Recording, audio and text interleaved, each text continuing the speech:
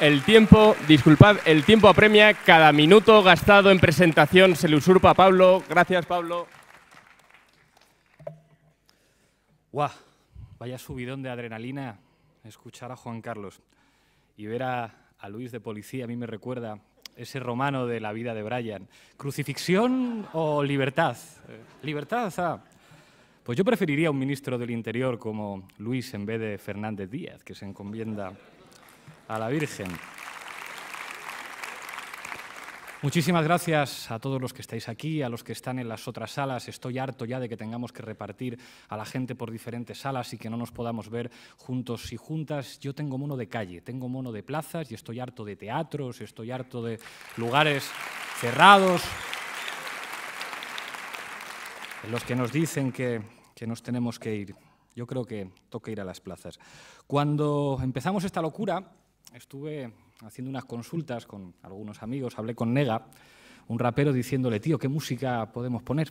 Y me mandó diferentes opciones y me mandaba una canción muy naif de Patti Smith, una canción que se titula Power to the People y dice algo así como the power to dream, to rule, to wrestle the world from fools, is the greed the people rule, it's the greed the people rule. I believe everything we dream can come to pass through our union. We have the power, people have the power. Es algo súper básico, dice, el poder de soñar, el poder de dirigir para luchar contra el mundo de los necios. Se decretó que la gente manda, se decretó que la gente manda.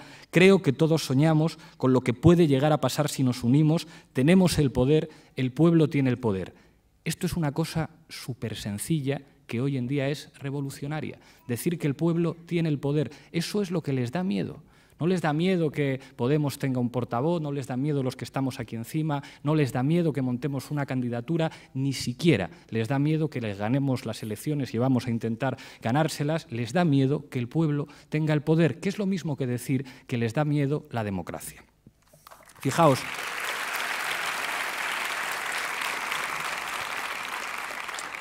algunos dicen que la democracia es un procedimiento y sus papagayos en los medios de comunicación lo repiten sin parar. Dicen, no, la democracia es que como el PP ha tenido no sé cuántos votos o cuando los tiene el PSOE pueden hacer lo que les da la gana. La democracia es básicamente dejar un papelito en una urna de papel cada 4 años, que es lo mismo que decir que la democracia es elegir entre Coca-Cola, que echa a sus trabajadores, o Pepsi-Cola, que seguramente hace lo mismo también. ¿Qué más da que Botín tenga 18 cuartos de baño en su casa, mientras en este país, según Cáritas, un cuarto de los españoles son pobres, si podemos elegir entre Coca-Cola y Pepsi? ¿Qué más da que Carromero cobre 50.000 euros al año como asesor del Ayuntamiento de la Comunidad de Madrid, mientras nuestros mejores licenciados, nuestros mejores arquitectos, nuestros mejores doctores se van al extranjero, si total podemos elegir entre Coca-Cola y Pepsi? ¿Qué más da que el rescate de los bancos se haya producido a costa del sufrimiento de las familias y total podemos elegir Coca-Cola o Pepsi? ¿Qué más da? Si va a pasar lo de siempre, ¿no?, en estas elecciones europeas. Van a ganar las elecciones o la Coca-Cola o la Pepsi-Cola y a lo mejor hay un poquito de Fanta de limón, de Fanta de naranja o de Fanta de magenta. Pero esto es básicamente lo que entienden algunos que es la democracia.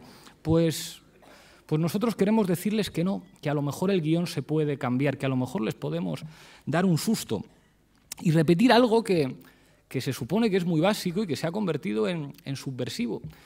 Los griegos, cuando inventan la palabra democracia, unen 2 términos, demos y kratos, que significa básicamente el gobierno o el poder del pueblo. Y eso implica decir algo que les aterra, que la democracia es un movimiento expropiatorio. La democracia era el régimen político que se diferenciaba de la monarquía, el gobierno de uno, y de la oligarquía, el gobierno de unos pocos. Por lo tanto, es un movimiento de expropiación. Decir exprópiese es decir democracia, quitar el poder a la minoría que lo acapara para repartirlo entre la gente normal. Tienen un miedo de que digamos eso, que la democracia no es Coca-Cola ni Pepsi-Cola, sino que la democracia es el poder del pueblo, que eso es lo que les queremos plantear en estas elecciones, que el problema no es que venga Podemos o Pablo Iglesias a decir vóteme señora, sino que la gente se organice, que la gente se empodere, que la democracia es gamonal, que la democracia es, como han dicho aquí, los trabajadores de la limpieza poniendo de rodillas a la señora del abrigo de pieles, que la democracia es la marea blanca mandando a su casa a un consejero del Partido Popular, no elegir entre Coca-Cola y Pepsi. Y cuando tengamos eso claro, entonces ya veréis cómo nos tienen miedo.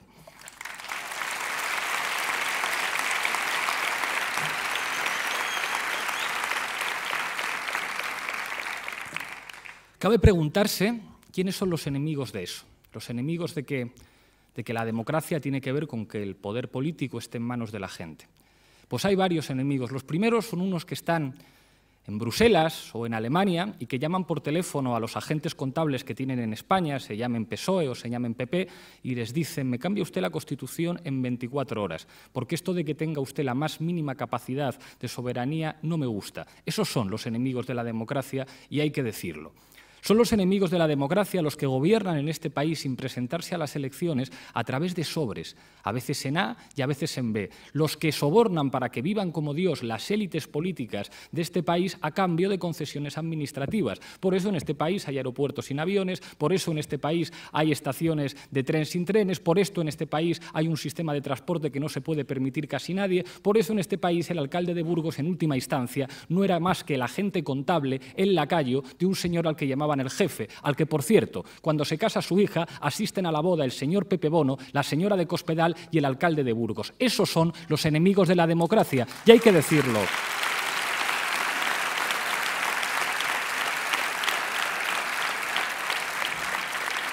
Enemigos de la democracia y del pueblo. ¿Os acordáis del señor Fernández Díaz cuando dice que él reza a la Virgen cuando tiene un problema?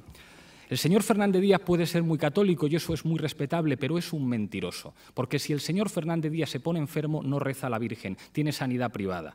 Si el hijo del señor Fernández Díaz tiene que ir a la escuela, el señor Fernández Díaz no reza a la Virgen, manda a sus niños a una escuela privada y a estudiar el bachillerato a Estados Unidos, a Canadá o a donde le dé la gana. Si el señor Fernández Díaz tiene que moverse, no coge el metro ni reza a la Virgen, tiene un cochazo para irse donde le da la gana. Esos privilegiados que dicen a la gente que tiene que cobrar 645 euros en 14 pagas o incluso que eso es demasiado, son los enemigos de la democracia, los que no sufren los recortes que aplican a todos los demás, esa casta política que viaja en business cuando la gente normal viaja en metro, y hay que decirlo, son sencillamente los enemigos de la democracia.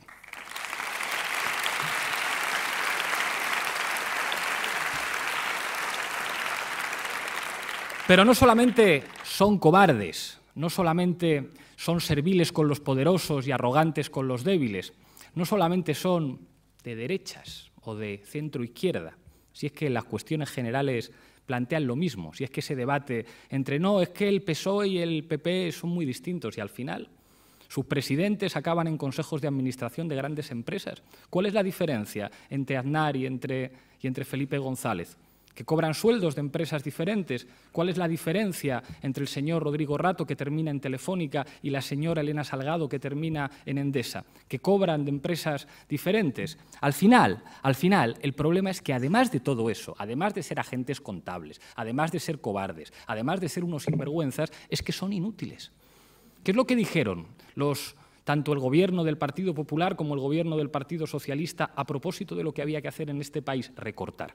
Lo dijeron los dos. Austeridad, porque la austeridad, para ser capaces de pagar la deuda, era la clave para resolver la crisis económica. En eso estaban de acuerdo. Por eso se pusieron de acuerdo para reformar la Constitución en 24 horas. Por eso tienen el mismo modelo de relación con Europa los dos. Por eso los dos hicieron reformas laborales que merecieron en la calle la contestación de los sindicatos.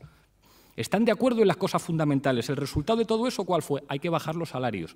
¿Qué dijo el FMI el año pasado? Que había que bajarlos el 10% en España. Dicho y hecho, han bajado el 10% los salarios de la gente normal. El de los ejecutivos se ha apreciado un 7%. Los ejecutivos en España cobran una media de 80.000 euros al año. ¿Qué más había que hacer? Unas reformas laborales que abarataran el despido. Se ha abaratado el despido un 23%. ¿Qué había que hacer? Bajar los impuestos a los ricos, amnistías fiscales, algunas de las cuales se han beneficiado de ellas gente tan respetable como el amigo del presidente del Gobierno, el señor Bárcenas, con el que se mandaba WhatsApps, al tiempo que en este país aumenta el porcentaje de carga impositiva sobre las familias, suben el IVA. ¿Quién paga el IRPF? ¿Quién paga impuestos en este país? Las familias. ¿Y quién defrauda? No lo digo yo, lo dicen los inspectores de Hacienda, defraudan las grandes fortunas y las empresas que tributan en paraísos fiscales. Eso sí, bajan el IVA, ¿sabéis a qué? A las obras de arte, porque se conoce que tienen mucha sensibilidad por el arte. Eso que utilizan los ricos para especular, a eso sí le bajan el IVA. Eso sí, que vosotros podáis ir al cine o ayudar a la industria del cine, eso no. Y que vaya el ministro Vera a dar la cara a los premios Goya, tampoco, porque es que, además de ser inútiles, son cobardes. privatizan, porque está claro que lo privado funciona de maravilla, privatizar y externalizar. ¿Qué hacen con las pensiones? Pues una cosa muy sencilla, las congelamos. Y al tiempo que las congelamos, resulta que un banco nacionalizado, un banco que nos hemos tenido que comprar, te saca un anuncio en el que te dice: ¿te emocionaste cuando Marco encontró a su madre? ¿Te sabes la canción de la abeja maya? Pues entonces hazte un fondo de pensiones privado. ¿Para qué? Para el que se lo pueda pagar. ¿Y qué hacen con la educación? Que se vuelva a convertir en un privilegio de los ricos. Yo tengo alumnos que no pueden pagar la matrícula. ¿Y qué hacen con los medicamentos de los abuelos? Pues que haya muchos abuelos que no pueden pagar sus medicamentos. Bueno, ¿esto para qué era? Para salir de la crisis. Había que sufrir un poquito, había que reconocer que si a Botín le va bien, aunque a nosotros nos vaya mal, al país le va a ir de maravilla. Pero los datos no engañan, y son datos, ¿eh? Y los datos no son ni de izquierdas ni de derechas, los datos son datos. Y los datos son que tenemos menos población activa que nunca. Y que eso implica, y no lo digo yo, lo dice Intermón, que en el año 2025, si seguimos hasta aquí, habrá 8 millones más de parados, lo que implicaría básicamente que la mitad de la población de nuestro país estaría en una situación de pobreza. Implica que las condiciones en las que la gente trabaja no garantizan una mínima dignidad. Antes, cuando la gente trabajaba, que ya está bien currar 8 horas al día, o 10 horas al día, o 12 horas al día, accedía a unos niveles mínimos de bienestar gracias a trabajar. Ahora no. Ahora se puede trabajar y ser pobre. Ahora se puede trabajar y que no te llegue el dinero para pagar la factura de la luz o para pagar la calefacción. ¿Y qué pasa con los salarios? Lo que decíamos antes, la gente cada vez cobra menos, mientras una minoría de privilegiados cobra muchísimo más. Ya lo decía Botín, la situación es excelente, la situación es magnífica. La pregunta es, ¿el problema es que sean de derechas? ¿El problema es que sean cobardes? ¿El problema es que sean arrogantes con los débiles y serviles con los poderosos? El problema es que además son inútiles, hay que echarles fuera, son unos inútiles gobernando. Europa, esta Europa tan estupenda que tenemos. Yo os preguntaría solo quiénes son. Durão Barroso, ex maoísta, que se hace famoso por ceder las Islas Azores para la foto con Blair, con Aznar y con Bush. Después es propuesto por Blair para presidir la Unión Europea. La semana del nombramiento se la pasa en un yate con un armador griego y 2 semanas después el armador griego recibe una subvención millonaria de euros. Mario Draghi, vicepresidente de Goldman Sachs para Asuntos Europeos, el responsable de asesorar al responsable del Banco Central de Grecia, el señor Lucas Papademos, en hacer eso que se llamaba contabilidad creativa. Jean-Claude Juncker, un señor que llamó por teléfono a Papa Andreu cuando se le ocurrió someter al referéndum el famoso memorándum que imponía las condiciones de rescate sobre Grecia y le dijo que sepas, y lo contó él, que sepas que no nos ha gustado nada esto de que sometas a referéndum en tu país las condiciones del rescate. Ni siquiera Vito Corleone lo hubiera hecho de manera tan explícita. Estos dirigentes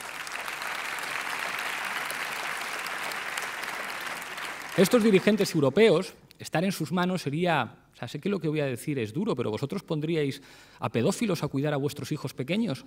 ¿A que no, verdad? Pues eso es lo que estamos haciendo, con esta Europa, con esta institucionalidad europea al servicio de los bancos. Poner a pedrastas a cuidar a nuestros niños. Y yo no quiero un futuro así para mi país. ¿Qué es lo que habría que hacer? Es muy sencillo.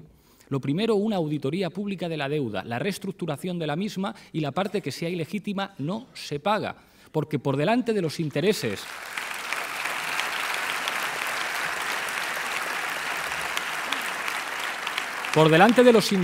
de los tenedores privados de la deuda están los intereses del país. La banca, ya que la hemos nacionalizado, en lugar de hacer que sigan cobrando sueldos millonarios los altos directivos, ¿por qué no tomamos el control público de la banca y aseguramos que haya crédito para las familias y crédito para la pequeña y la mediana empresa? Digo yo que esto es una cuestión de sentido común. Control público de los sectores estratégicos, y esto se puede hacer incluso con esa Constitución del 78, aplicación del artículo 128. Le intervengo a usted, la compañía eléctrica, para asegurar que ningún ciudadano de mi país se va a quedar sin luz y sin calefacción, porque los intereses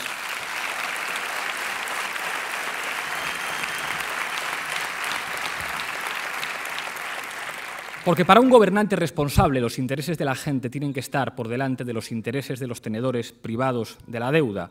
Una reforma del Código Penal, pero no para meter en la cárcel a la gente que levanta las manitas en una manifestación, sino a los que defraudan Hacienda y los que pretenden evadir capitales. Y entonces nos daremos el gusto de ver a policías vestidos de azul no pegando palizas a la gente como en Valladolid, sino poniendo las esposas a los responsables de la crisis. Y estoy convencido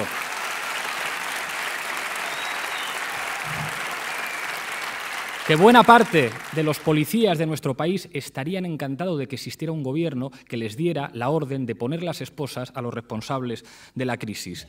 Habrá que desarrollar un modelo industrial en este país respetuoso con el medio ambiente y que al mismo tiempo sepa responder al desarrollo del sistema educativo. Habrá que apostar por un sistema educativo público y evitar que las mejores cabezas de este país, que es lo que establece la diferencia entre el subdesarrollo y un país en el que la gente tenga condiciones de vida decentes, se tengan que ir al exterior y no ofrecer un país en el que poco más o menos vamos a ser una colonia para que los europeos del norte vengan de vacaciones. Yo no quiero un país así y que no me vengan a decir que son patriotas esos que llevan pulseritas rojigualdas y que están vendiendo nuestro país a pedacitos a intereses extranjeros.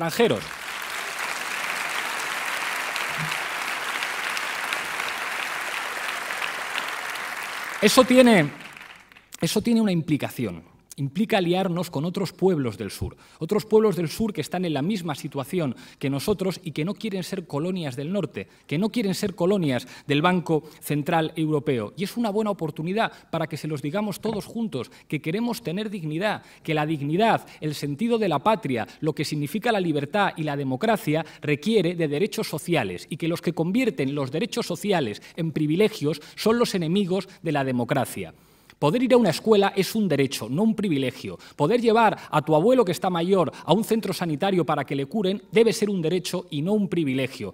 Poder utilizar el transporte tiene que ser un derecho y no un privilegio. Que la información no esté en manos de multimillonarios y sí bajo control público tiene que ser un derecho y no un privilegio como es hasta el momento. Por lo tanto, los defensores de los privilegios, los que convierten los derechos en servicios para el que puede pagar, son sencillamente, y tenemos que decirlo así, los enemigos de la democracia. Termino